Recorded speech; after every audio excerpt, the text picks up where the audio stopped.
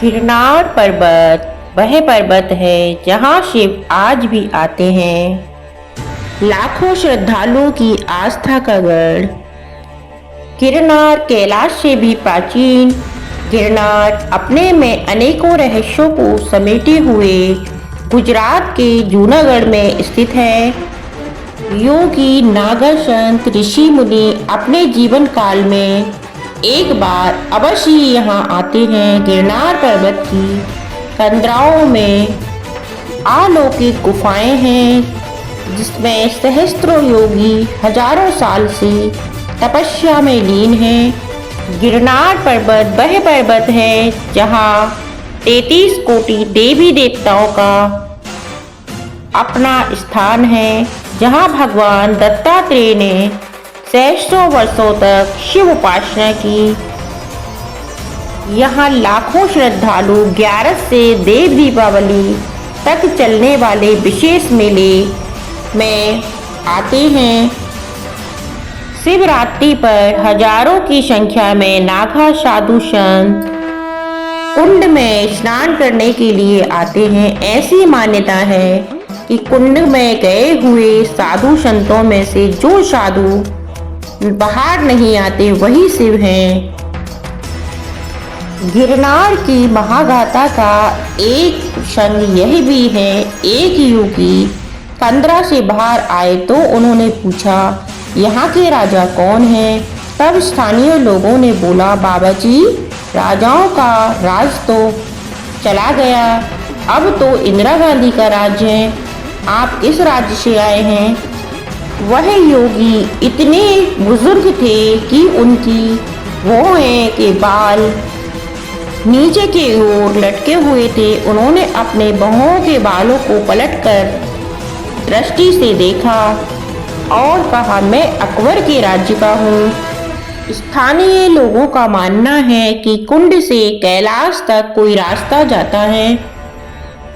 गिरनार के स्थान निवासियों से ऐसी कई महान गाथाओं का वर्णन हम उनसे सुन सकते हैं। गिरनार में कई गुप्त खजाने हैं तथा सोना बनाने की गुप्त विद्याएं हैं। यह किस्सा तो एक डीएसपी ने वर्णन किया कि मैं वहां पोस्टेड था। तब एक सुनार का फोन आया कि एक गरीब व्यक्ति अच्छा खासा सोना बेचने आया है। तब मैंने उसे पकड़ा और पूछा तो उसने बताया कि वह सोना तो गिरनार के बाबा जी ने मुझे दिया। तब मैंने कहा, मेरे साथ चलो, बताओ कहाँ है बाबा जी? तब वह व्यक्ति मुझे गिरनार पर्वत की गुफा में बने आश्रम में ले गया। तब मैंने उन योगी जी से पूछा, यह सोना आपने दिया है? वह मुस्कुराए और कहा, हाँ। यह सुनकर मैं आश्चर्य में पड़ गया। ऐसा ही एक किस्सा एक इंजीनियर का है। उसने कहा, हम गिरनार पर सीमेंट के पिलर लगा रहे थे तो काफी लोग समय व मेहनत लग रही थी। काफी समय से एक योगी दुबले पतले यह सब देख रहे थे। उन्होंने वहां आकर कहा, मैं चढ़ा दूं? मैंने कहा, आप चढ़ा देंगे? उन्होंने कहा, हाँ। कुछ समय पश्चात उन्होंने कुछ ही मिनटों में वह सारे पिलरों को चढ़ा दिया। जो पिलर इतना भारी थे कि 10-10 लोगों से कई घंटों में चढ़ा रहे थे, वह कुछ ही मिनटों में ऊपर पहुंच गए। हम सभी आश्चर्य में पड़ गए। तब मैंने बाबा जी से कहा, भोजन करोगे? उन्होंने कहा, हाँ। तब मैंने कर्मचारियों से कहा, जाओ खिचड़ी की व्यवस्था करो। बाबा जी ने कहा, सारे पैसों का भोजन बनाओ।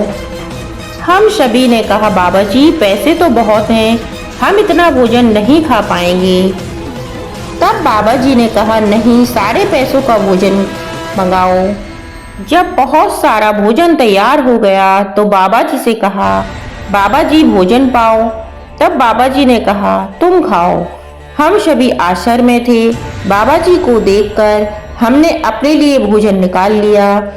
तब बाकी भोजन हमने बाबा जी को दिया। बाबा जी ने पतीला उठाया और पीट करके खाने लगे। पता नहीं हम लोगों की दृष्टि से बाबा जी कब ओझल हो गए और पतीला खा ली। यह है गिरनार की सच्ची अनुभव की हुई महागाथाएं, कई नहीं अनेकों गाथाएं। कई योगियों को पहाड़ों के पत्थरों में प्रवेश करते हुए देखा गया, जैसे वह कोई दरवाजे हों, उनके बाहर अंदर कोई दुनिया हो। भगवान शिव को गिरनारी भी कहा गया। गिरनार की महागाथाओं का कोई अंत नहीं, यह तो एक छोटी सी झलक है। जय गिरनार।